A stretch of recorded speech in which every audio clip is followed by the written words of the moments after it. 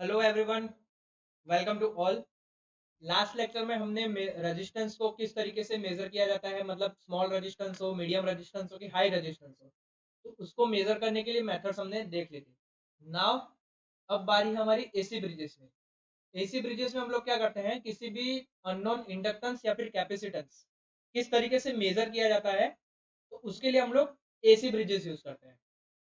Okay, now general form है यहाँ पे एसी ब्रिजेस का। देखिए कुछ इस तरीके से देखने को मिलता है। एसी ब्रिज हमारे कुछ इस तरीके से देखने को मिलते हैं, जिसमें हमारे चार आर्म होते हैं, जिसका इम्पीडेंस आपको दिया होता है Z1, Z2, Z3 और Z4। ये देखिए Z1, Z2, Z3 और Z4, जिसमें आपका करंट फ्लो हो रहा है I1, I2, I3 और I4। और बीच में आपका गैल्वेनोमीटर या फिर आप कह सकते हैं कि डिटेक्टर, ये कनेक्ट होता है। अब ये ब्रिज आपका बैलेंस कंडीशन में कब कहा जाता है, कि जब आपका डिटेक्टर या फिर गैल्वेनोमीटर में आपका करंट जीरो हो, जीरो शो कर रहा हो, तभी आपका ये ब्रिज जो है, जो ब्रिज फॉर्म हो रहा है, वो आपका बैलेंस कंडीशन में है, ये कहा जाता है। ओके, दूसरी लैंग्वेज में कहे तो potential difference between point B, ये जो पॉइंट बी है और ये पॉइंट डी है, ये दोनों के बीच का पोटेंशियल डिफरेंस आपका जीरो होना चाहिए, तभी आपका ब्रिज बैलेंस कंडीशन में होता है, तब ये कहा जाता है। Okay, now voltage drop across the AB equals to voltage drop across AD, ये दोनों सेम होते हैं मैग्नीट्यूड में भी और फेज में भी। तो कॉम्प्लेक्स नोटिफिकेशन में हम लोग कैसे लिख सकते हैं इसे, EAB is equal to EAD, यानी AB के अक्रॉस आपका जो वोल्टेज है वो किसके इक्वल होता है, AD के अक्रॉस जो वोल्टेज है उसके अक्रॉस होता है। तो AB की अगर यहाँ फिगर कंसिडर करें तो A और पॉइंट B, तो EAB को हम कैसे लिखेंगे, V इज इक्वल टू क्या लिख सकते हैं, I इंटू आर। लेकिन यहाँ पे इम्पीडेंस है, तो हम लोग इम्पीडेंस के फॉर्म में कैसे लिखेंगे, I2Z2, क्योंकि यहाँ पे करंट आपका I2 फ्लो हो रहा है और Z2 आपका इम्पीडेंस है, इसीलिए I2Z2 is equal to I1Z1। लेकिन बैलेंस कंडीशन में हम लोग जब हमने ब्रिज फॉर्म पढ़ा था, इसका मेगा ओम ब्रिज जब पढ़ा था, उसमें हमने कंसिडर किया था कि जब बैलेंस कंडीशन में होता है तब क्या होता है। बैलेंस कंडीशन में हमारा इस अगर फिगर को कंसिडर करते हैं, तो बैलेंस कंडीशन में I1 इज इक्वल टू क्या होगा, I3 इंटू ई अपॉन Z1 प्लस Z3, ये हमारा बैलेंस कंडीशन में होगा। और I2 अगर हमें फाइंड आउट करना है बैलेंस कंडीशन में, तो कैसे फाइंड आउट करेंगे, I4 ई अपॉन Z2 प्लस Z4। तो ये जो दो इक्वेशन आए, ये दो इक्वेशन को हम ये I2 Z2 is equal to I1 Z1 में रखते हैं, तब हमारे पास क्या इक्वेशन आता है, E upon Z2 plus Z4 into Z2 is equal to E upon Z1 plus Z3 into Z1। ई दोनों साइड से कैंसिल। देन आगे फर्दर हम लोग सॉल्व करते हैं, तो हमारे पास क्या वैल्यू आती है, फर्दर सॉल्व करने के बाद हमारे पास कुछ ये वैल्यू आएगी, Z1 Z4 is equal to Z2 Z3। ये हमारा हो गया बैलेंस कंडीशन में।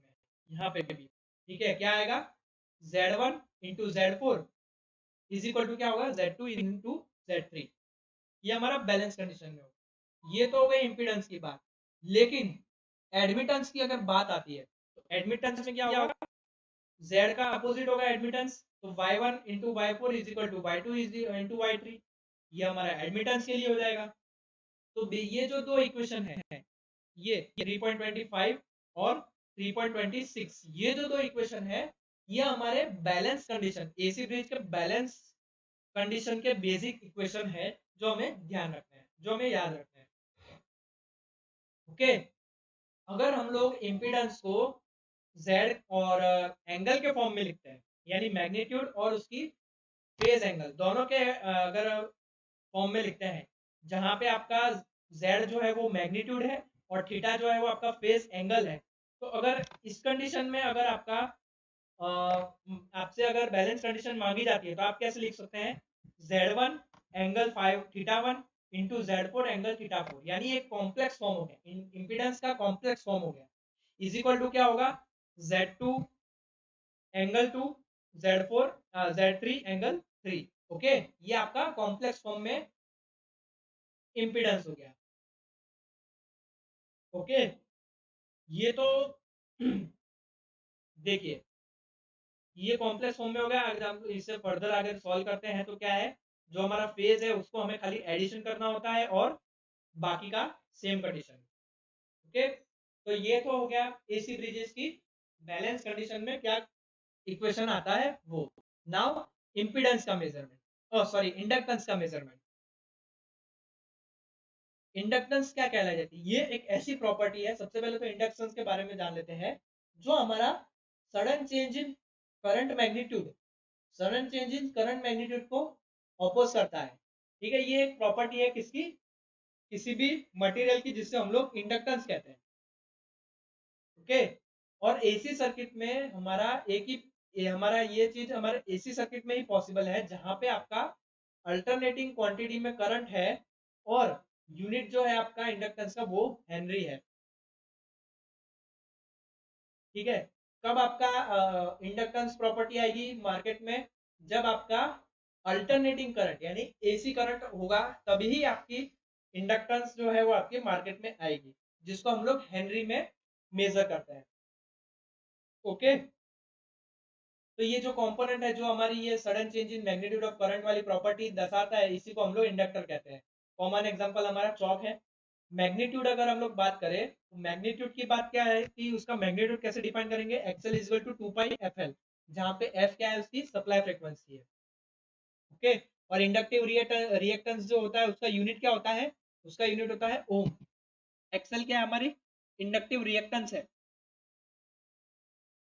ओके, नाउ देखिए, यहाँ पे देखिए, ये सर्किट है जिससे हम लोग अप्रोक्सीमेट वैल्यू मेजर करते हैं किसकी? इंडक्टर की, चौक की। चौक एक इंडक्टर का एग्जांपल है। तो यहाँ पे वोल्टेज हम लोग रीड करते हैं V, इसमें करंट रीड करते हैं हम लोग with the help of a meter. Okay, और एक्सएल हमारा क्या होगा? V अपॉन आई, या फिर हम लोग कह सकते हैं XL is equal to 2 pi F L. तो यहाँ से हमारा एल की वैल्यू आ जाएगी, क्या आएगी? XL upon 2 pi F Henry. Okay, तो इस तरीके से हम लोग इंडक्टर को मेजर करते हैं। नाउ कैपेसिटेंस की बारी। कैपेसिटेंस क्या है? एक प्रॉपर्टी है जहां पे हमारी इलेक्ट्रिकल एनर्जी स्टोर होती है।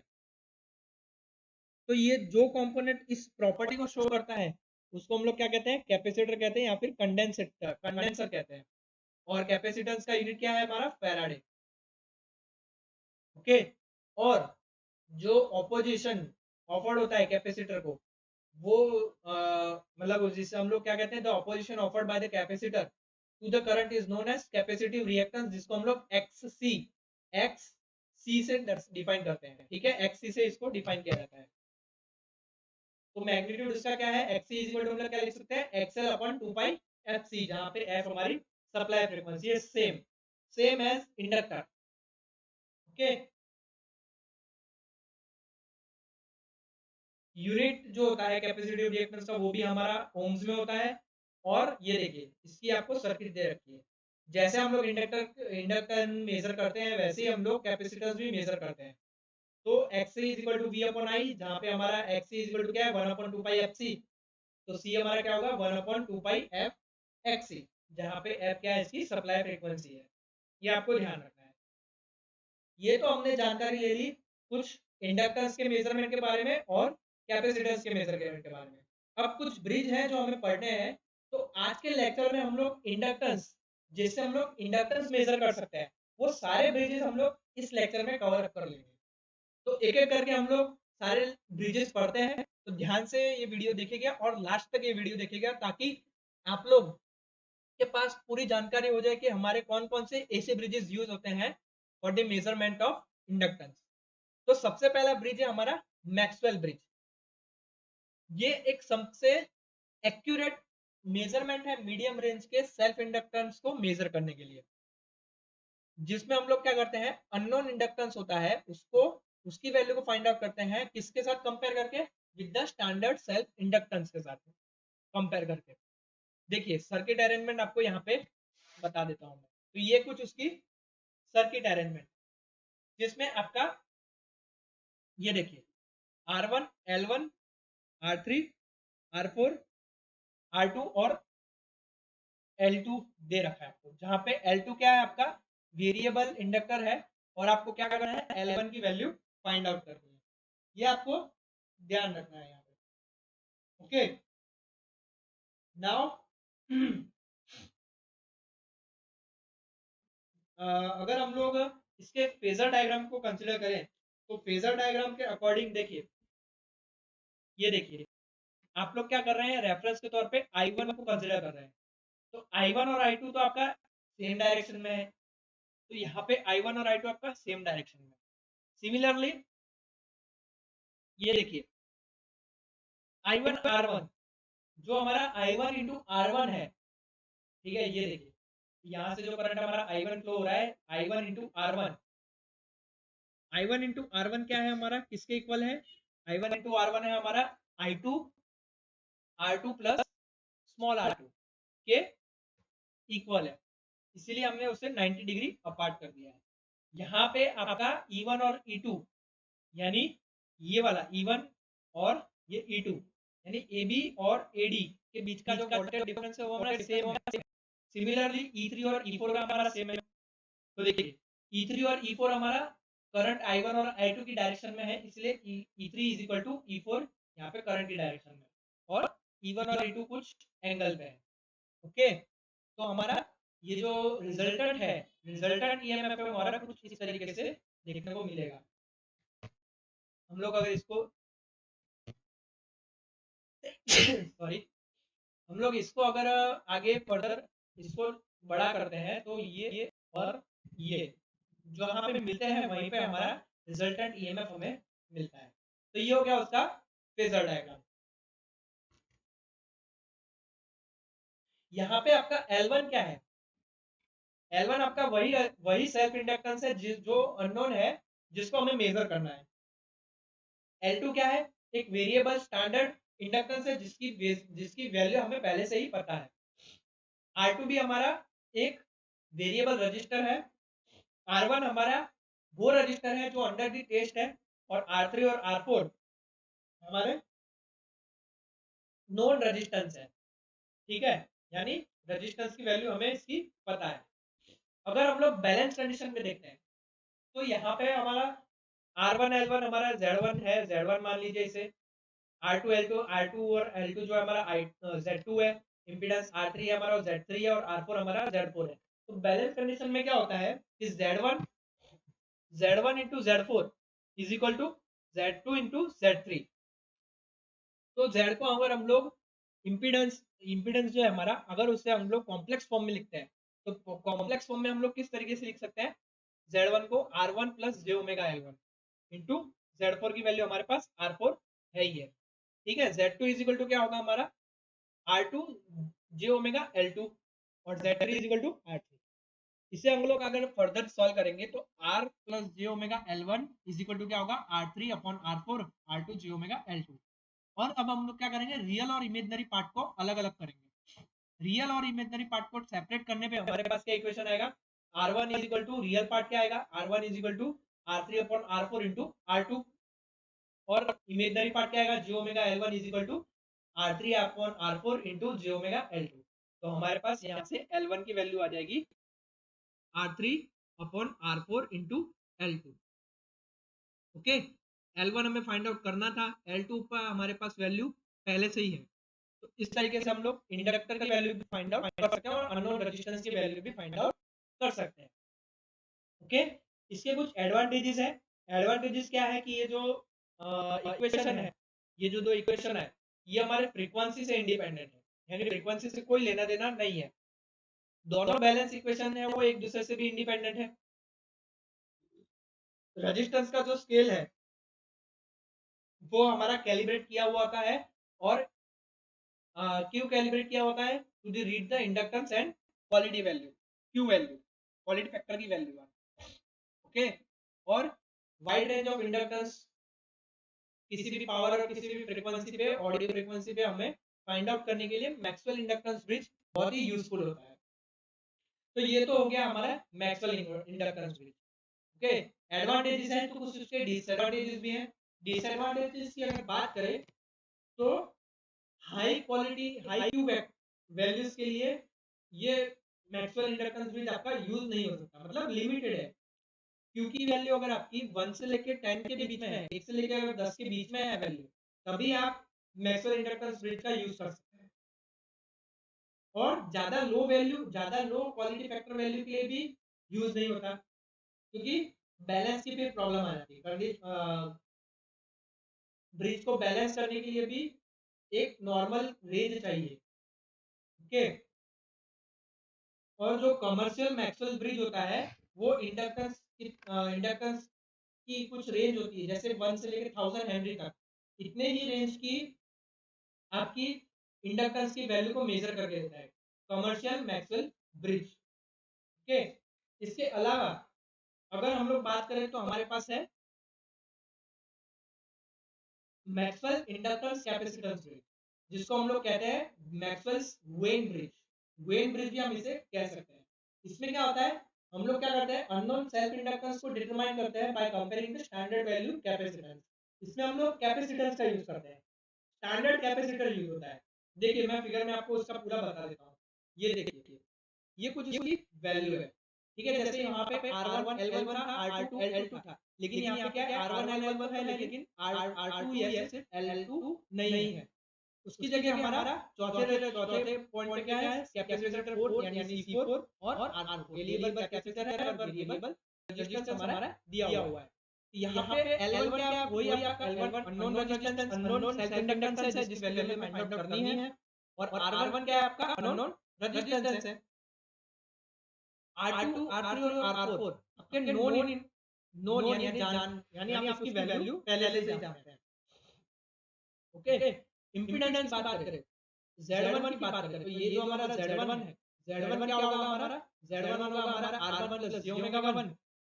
Z2 क्या होगा हमारा R2, Z3 होगा हमारा R3 और Z4 क्या होगा हमारा, ये दोनों पैरेलल कॉम्बिनेशन में है इसलिए 1 upon R4 plus 1 upon j XC।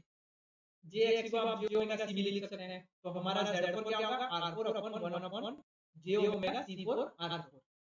Okay, यहाँ पे अगर हम लोग जैसे फेजर डायग्राम की बात करें, फेजर डायग्राम में आपका सिंपल, जैसे हमने वहाँ पे I1 को कंसीडर किया था, यहाँ पे भी सिमिलरली हम लोग इसे I1 को एज ए रेफरेंस कंसीडर करेंगे। यहाँ पे आपका E3 और E4 अब एक ही डायरेक्शन में और किसकी डायरेक्शन में है, I1 की डायरेक्शन में, इसीलिए आपका E3 और E4 आपकी इसकी डायरेक्शन में है। और यहाँ पे E2 और E1 कह सकते हैं, E2 और E1 सेम डायरेक्शन में है, तो किसी भी एक को कंसीडर करेंगे तो हम लोग E2 को अगर कंसीडर करते हैं तो I2 और R2 है, और यहाँ पे हमारा कैपेसिटेंस यूज हो रहा है, तो कुछ एंगल होगा, ठीक है, बिटवीन I1 और I2 के बीच में, तो ये कुछ एंगल बना हमारा, और यहाँ पे हमारा E2 के वैल्यू है, और I1 R1 हमारा 90 डिग्री अपार्ट है। ओके, देन IC करंट का कुछ यहाँ पे कैपेसिटर का कुछ करंट होगा, कैपेसिटर है तो कुछ leading power factor, leading current मिलेगा हमें, तो लीडिंग करंट हमें मिल रहा है I1 से लीडिंग करंट मिल रहा है कितने डिग्री पे, 90 डिग्री पे। ओके, तो ये हो गया हमारा IC, और ये हो गया हमारा resultant EMF E। Okay, now balance condition की बात करें। बैलेंस कंडीशन में क्या होता है, Z1 Z4 Z2 Z3 सारी वैल्यू हम लोग रख देंगे, पुट कर देंगे यहाँ पे जितनी जो भी वैल्यू है, और इसे आगे सॉल्व करेंगे। सॉल्व करने पे हमारे पास क्या आएगा, R1 R4 plus j omega L1 R4 equal to R2 R3 j omega C4 R4 R2 R3। Similar हम लोग क्या करेंगे, रियल और इमेजिनरी पार्ट को सेपरेट कर देंगे, तो हमारे पास क्या आएगी, R1 R4 equal to R2 R3, ये हो गया हमारा रियल पार्ट, ये वाला पार्ट हमारा रियल पार्ट हो गया, और ये हो गया हमारा imaginary part, omega L1 R1 sorry omega L1 R4 is equal to omega C4 R4 R2 और R3। फर्दर आगे सॉल्व करेंगे तो हमारे पास L1 की क्या वैल्यू आएगी, C4 R2 R3, ये हमारे पास अननोन जो हमारा इंडक्टर था, इंडक्टेंस का, उसकी वैल्यू हमारे पास आ गई। ओके,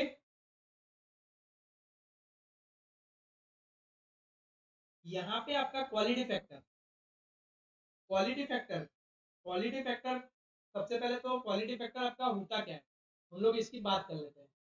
क्वालिटी फैक्टर की अगर हम लोग डेफिनेशन की बात करें तो ये एक ऐसा पैरामीटर है, मतलब सिस्टम का जो रिलेशन बताता है किस किस के बीच में, एनर्जी जो स्टोर्ड हुई और एनर्जी जो डिसिपेशन हुई, उसके बीच का रिलेशन बता रहा है क्वालिटी फैक्टर। जितना क्वालिटी फैक्टर अच्छा होगा, ओके, जितना क्वालिटी फैक्टर अच्छा होगा उतना ही आपका क्या होगा, उतना ही आपका जो स्टोर्ड एनर्जी है और डिसिपेशन एनर्जी है उसका जो रिलेशन है वो थोड़ा अच्छा होगा, जो हमारे लिए अच्छी बात है। क्वालिटी फैक्टर अच्छा होना ये अच्छी चीज है। ओके, तो क्वालिटी फैक्टर हमारा क्या है, डेफिनेशन की बात करें तो हम लोग it is the ratio of initial energy stored to the energy lost. Okay, तो इंडक्टर में क्या होगा, इंडक्टर की एनर्जी, इंडक्टर का क्वालिटी फैक्टर क्या होगा हमारा WL1, ये एनर्जी स्टोर्ड है इन इंडक्टर, और R1 क्या है, एनर्जी डिसिपेशन है। तो इन दोनों का रेशियो लेंगे तो हमारे पास क्वालिटी फैक्टर आ जाएगा। कि बैलेंस कंडीशन पे हमारा ओमेगा L1 की वैल्यू हम लोग यहाँ रखेंगे C4R2R3, और L1 की वैल्यू हम लोग R1 की वैल्यू हम लोग यहाँ रखेंगे, तो R2R3 अपॉन R4। तो क्वालिटी फैक्टर क्या होगा बैलेंस कंडीशन पे हमारा, किसी मैक्सवेल इंडक्शन ब्रिज या फिर वेन ब्रिज के लिए Q is equal to omega C4R4। Okay, ये था हमारा मैक्सवेल्स इंडक्टेंस कैपेसिटेंस ब्रिज, जिसको हम लोग वेन ब्रिज भी कहते हैं। तीसरा ब्रिज हमारा हेज ब्रिज। हेज ब्रिज क्या है, ये जो हमने वेन ब्रिज पढ़ा, जो मतलब मैक्सवेल का इंडक्टेंस कैपेसिटेंस ब्रिज पढ़ा, उसका एक मॉडिफिकेशन है। इसमें क्या मॉडिफाइड किया गया है, देखिए फिगर में आपको जो आपने C4 और R4 को पैरेलल कॉम्बिनेशन में रखा था, उसको हम लोग सीरीज कॉम्बिनेशन में रखेंगे। ओके, जहां यहाँ पे भी आपका L1 है वो आपका क्या है, अननोन इंडक्टेंस है जिसकी वैल्यू आपको फाइंड आउट करनी है, और R1 क्या है वो भी आपका अननोन रेजिस्टेंस है, R2 R3 R4 ये आपका नोन रेजिस्टेंस है, और C4 आपका वेरिएबल है। यहाँ पे C4 जो कैपेसिटर आपने यूज किया है वो वेरिएबल कैपेसिटर यूज किया है। ओके, फेजर डायग्राम की अगर बात करें तो यहाँ पे भी I1 को अगर हम लोग रेफरेंस में लेते हैं तो I1 और I3 सेम डायरेक्शन में है। तो ये देखिए जो कैपेसिटेंस के अक्रॉस हमारा वोल्टेज है वो कितना है, I2 अपॉन ओमेगा C4 है, और वो क्या हो रहा है, I2 से हमारा लैग कर रहा है, क्योंकि I2 अब ये सीरीज कनेक्शन में है इसलिए। ओके, 90 डिग्री हमारा लैग कर रहा है। E3 और E4 हमारा सेम है। ओके, और E1 और E2 हमारा सेम है, जो हमारा I2 डायरेक्शन में है। I2 डायरेक्शन में क्या है, E1 और E2 हमारा सेम है। तो रिजल्टेंट ईएमएफ क्या आएगा हमारा, इस तरीके से हमारा रिजल्टेंट ईएमएफ आएगा। इसे हम लोग आगे फर्दर आगे डॉटेड लाइन से अगर हम लोग इसे एक्सटेंड करते हैं तो कुछ इस तरीके से, और उसको हम लोग डॉटेड लाइन से एक्सटेंड करेंगे 90 डिग्री पे, तो हमारा कुछ इस तरीके से है। तो ये हमारा रिजल्टेंट ईएमएफ है। अब बैलेंस कंडीशन में बात करें, बैलेंस कंडीशन में क्या होगा, Z1 Z4 is equal to Z2 Z3, लेकिन उससे पहले हमें Z1 की वैल्यू फाइंड आउट करनी पड़ेगी। तो Z1 क्या आएगा, R1 omega L1, Z2 R2 है, Z3 is equal to R3 है हमारे पास, Z4 इज इक्वल टू क्या है, R4 plus 1 upon J omega J XC। Okay, लेकिन XC इज इक्वल टू क्या लिख सकते हैं हम लोग, ओमेगा C4। ओके, तो हमारे पास Z4 की क्या वैल्यू आएगी, R4, J को अगर हम लोग ऊपर ले जाते हैं तो R4 minus J upon omega C4। Now balance condition में अगर हम लोग ये सारी वैल्यू पुट आउट करें, पुट करने के बाद हमारे पास क्या आएगा, R1 R4 plus L1 upon C4 plus J omega L1 R4 minus J R1 upon omega C4 is equal to R2 R3। और सिमिलर जैसे हमने आगे रियल और इमेजिनरी पार्ट को अलग किए थे, सिमिलरली हम लोग यहाँ पे भी वही करेंगे, और L1 की वैल्यू हमारे पास क्या आ जाएगी, R1 upon omega square R2 C4, और रियल पार्ट क्या आएगा हमारे पास, R1 R4 plus L1 upon C4 is equal to R2 R3। ये हमारे पास कुछ रियल और इमेजिनरी पार्ट आ जाएंगे। ओके, सो ये जो दोनों इक्वेशन आए हमारे पास, इसको फर्दर अगर हम लोग सॉल्व करते हैं तो ये फर्दर इक्वेशन सॉल्व करने के बाद हमारे पास L1 और R1 की वैल्यू यहाँ पे क्या आएगी, कुछ इस तरीके से L1 की वैल्यू आएगी, कुछ इस तरीके से हमारे पास R1 की वैल्यू आएगी। और क्वालिटी फैक्टर क्या होता है, इंडक्टर का quality factor energy stored divide by energy dissipation. Energy stored कितनी है, L1 क्यू ओमेगा L1 जितनी है, और एनर्जी डिसिपेशन कितनी है, R1 है। तो वैल्यू पुट करेंगे हम लोग यहाँ पे। तो वैल्यू पुट करने के बाद हमारे पास क्वालिटी फैक्टर की वैल्यू क्या आएगी, 1/ओमेगा C4R4। ये हमारे पास क्वालिटी फैक्टर की वैल्यू आ गई। और अगर हम लोग ये जो ओमेगा C4R4 है इसकी जगह हम लोग यहाँ पे ओमेगा स्क्वायर है, तो क्या कर सकते हैं, 1 अपॉन क्वालिटी फैक्टर भी हम लोग इससे लिख सकते हैं। तो एल को हम लोग 1 अपॉन क्वालिटी फैक्टर के टर्म में किस तरीके से लिख सकते हैं, R2 R3 R4 upon 1 plus 1 upon Q whole square. Okay, और ये जो इक्वेशन आया, ये वाला इक्वेशन को हम लोग फर्दर रिड्यूस करके क्या लिख सकते हैं, L1 is equal to R2 R3 C4। Advantages की बात करें, एडवांटेजेस क्या है, तो जो हमारा हेज ब्रिज था उसके एडवांटेजेस ये है कि it is the best suitable for measurement of inductance with high quality factor typically greater than 10। जो हमारा मैक्सवेल ब्रिज था वो हमारा उसकी लिमिट थी 1 से 10 के बीच में, अगर क्वालिटी फैक्टर होता है तो ही आप इंडक्टेंस मेजर कर सकते हैं, लेकिन 10 से ज्यादा होगा तो आपको क्या करना पड़ेगा, हेज ब्रिज यूज करना पड़ेगा। और इसके अलावा एडवांटेज क्या है, सिंपल एक्सप्रेशन है क्यू फैक्टर यानी क्वालिटी फैक्टर के टर्म में। और तीसरा एडवांटेज क्या है, लो रेजिस्टेंस वैल्यू के लिए भी और high inductance high quality factor measurement के लिए भी ये यूज हो सकता है।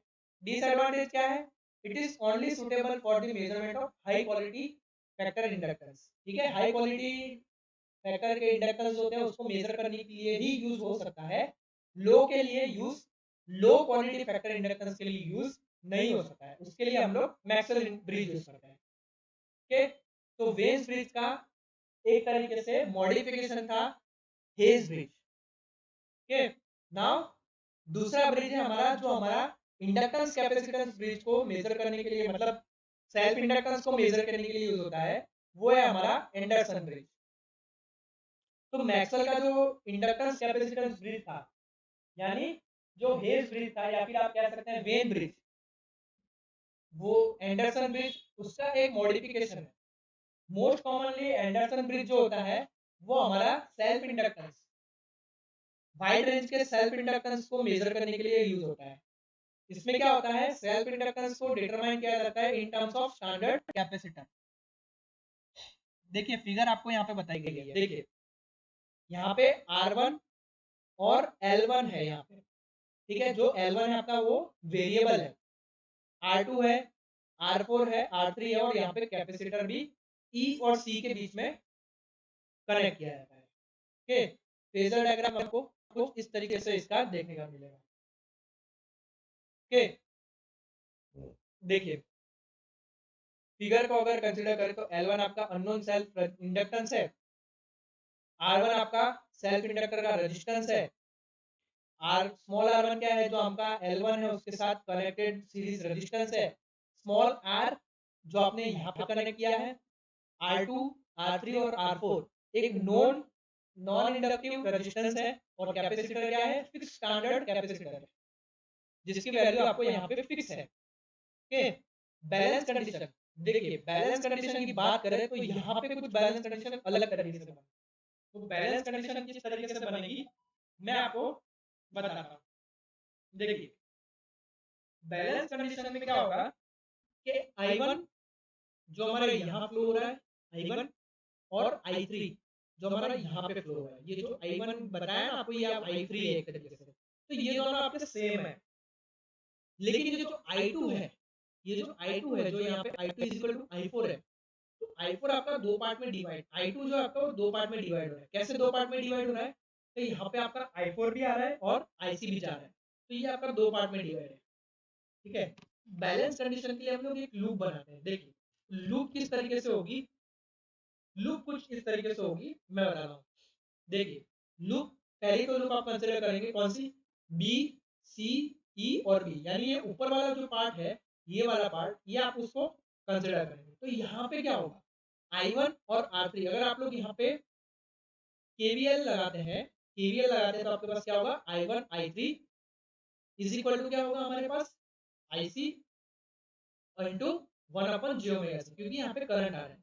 तो यहाँ पे आपने क्या लगाया, केसीएल लगाया, केवीएल नहीं केसीएल लगाया, ठीक है। यहाँ पे सेकंड लूप कौन सी होगी, सेकंड लूप आपकी कुछ ये होगी, ए बी ई डी और ए, यानी ये वाली लूप अगर आप कंसिडर करते हैं तो ये वाली लूप में क्या होगा, I1 R1 I1 यानी कैपिटल I1 काउंट्स में आपका क्या होगा, स्मॉल R1 जो इसका इंडक्टर का रेजिस्टेंस है वो, plus capital R1 plus J omega L1 is equal to क्या होगा हमारा, इज इक्वल टू क्या होगा, ये जो I2 है I2 R2 plus IC R, यानी ये पार्ट में जो डिवाइड हो रहा है वो, ठीक है। तो ये हो गया loop A B E D A के लिए। तीसरी लूप क्या बनेगी हमारी, तीसरी लूप हमारी कुछ इस तरीके से बनेगी, सी ई डी और सी, ये तीसरी लूप है। तो यहाँ पे अगर हम लोग केसीएल लगाते हैं तो क्या होगा हमारा, केसीएल कहाँ लगाएंगे, पॉइंट सी पे अगर हम लोग केसीएल लगाते हैं तो आईसी इंटू स्मॉल आर जो हमारा वैल्यू है उसकी small R plus 1 upon J omega C, ये दोनों करंट तो आपका सेम ही है, आईसी आईसी, ठीक है, इज इक्वल टू क्या होगा I4 I4। तो हमने सी पॉइंट पे केसीएल लगाया। तो ये हो गया हमारा लूप 3 के लिए। इस तीनों जो इक्वेशन है, कौन कौन से तीनों इक्वेशन है, देखिए ये वाला इक्वेशन, ये वाला इक्वेशन, देन फर्दर ये दूसरा इक्वेशन, देन ये तीसरा इक्वेशन। अगर ये तीनों इक्वेशन हम लोग क्या करते हैं, आईसी के लिए रखते हैं, सिर्फ आईसी के लिए, तो हमारे पास वैल्यू क्या आएगी, यहाँ पे सारी वैल्यू रखते हैं तो हमारे पास क्या वैल्यू आएगी, आईसी की value I1 R1 plus R1 plus J omega L1 is equal to क्या आएगा हमारे पास, I2 R2 प्लस क्या आएगा, I J omega C R3 R। Further आगे इसे सॉल्व करेंगे, आगे सॉल्व करने पे हमारे पास क्या वैल्यू आएगी, हमारे पास कुछ ये वैल्यू आएगी, ये वाली वैल्यू, ठीक है। और ये जो इक्वेशन है हमारा, ये जो इक्वेशन ऊपर वाला है उससे हमारे पास ये वैल्यू आएगी 3.41 वाली, 3.41 वाली वैल्यू और 3.42 वाली वैल्यू, इसको अगर हम लोग इक्वल करते हैं बैलेंस कंडीशन में तो हमारे पास क्या वैल्यू आएगी, हमारे पास इन टर्म्स ऑफ रियल और इमेजिनरी टर्म्स में हमारे पास क्या आएगी, separately small r1 plus capital R1 is equal to क्या आएगा, R2 upon R4 into R3। R1 की वैल्यू क्या आएगी हमारे पास, R2 R3 upon R4 minus small r1। और इमेजिनरी पार्ट हमारा क्या आएगा, ये देखिए ये तो हमारा आ गया रियल पार्ट, इमेजिनरी पार्ट क्या आएगा, कुछ j omega L1 minus C R3 R is equal to R2 upon R4 j omega C R3 R plus R4। और यहाँ से हम लोग इंडक्टेंस की वैल्यू कैसे फाइंड आउट कर सकते हैं, उसको आगे फर्दर सॉल्व करके हम लोग अननोन इंडक्टेंस की वैल्यू फाइंड आउट यहाँ से कर सकते हैं। तो ये आ गया हमारा L1, ओके। तो हमें यही मेजर करना था L1 और R1 की वैल्यू जो हमने फाइंड आउट कर दी। अब उसके कुछ एडवांटेजेस और डिसएडवांटेजेस है। तो एडवांटेजेस क्या है, it can be used for accurate measurement of capacitance in terms of inductance. क्यों कैपेसिटेंस, क्यों हमारे यहाँ पे कैपेसिटर हमने यूज किया है इसलिए। दूसरा क्या है एडवांटेज, अदर ब्रिजेस जो हम लोग ने पहले पढ़े उसके लिए हमारा वेरिएबल कैपेसिटर रिक्वायर्ड है, लेकिन यहाँ पे हम लोग फिक्स कैपेसिटर यूज करते हैं एंडरसन ब्रिज, ये भी एक एडवांटेज है, ओके। देन तीसरा क्या है, ये जो ब्रिज है आपका वो इजीली बैलेंस हो जाता है for the lower value of quality factor. कुछ एडवांटेजेस है तो कुछ डिसएडवांटेजेस भी है। डिसएडवांटेजेस क्या है, it is more complicated then other bridges. Obviously more complicated तो है ही है, क्योंकि यहाँ पे फिगर में यहाँ पे कैपेसिटर जो है वो ई और सी के बीच में ई और सी के बीच में कनेक्टेड है, इसलिए जो इसकी कैलकुलेशन है वो आपकी थोड़ी हार्ड हो जाती है। देन दूसरा डिसएडवांटेज क्या है, it uses the more number of components, ज्यादा नंबर ऑफ कंपोनेंट्स है इसलिए इसकी कॉम्प्लेक्सिटी बढ़ जाती है।